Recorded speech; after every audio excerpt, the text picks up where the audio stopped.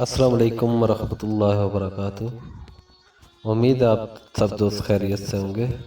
میں آپ دوستوں کی خدمت میں علامہ محمد اقبال رحمۃ اللہ علیہ کے ضرب کلیم کتاب سے ان کا کلام پیش کر رہا ہوں۔ نقطہ توحید۔ آگے بڑھنے سے پہلے دوستوں سے گزارش ہے میرے چینل کو سبسکرائب کریں اور کمنٹ باکس میں اپنی رائے کا اظہار کریں۔ بہت بہت شکریہ۔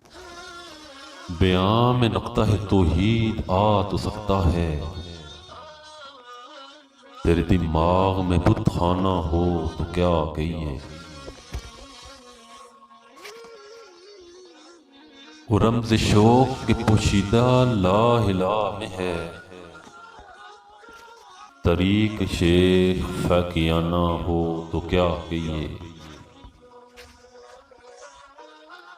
سرور جو حق و باطل کی کارزار میں ہے، تو ہر بضرب سے بیگانہ ہو تو کیا کہیے۔ جہاں میں بندہ حر کی مشاہدات ہیں کیا، تیری نگاہ غلامانہ ہو تو کیا کہیے۔ مقام میں فقر ہے کتنا بلند شاہی سے، روش کسی کی گدا یا نہ ہو تو کیا کہیے۔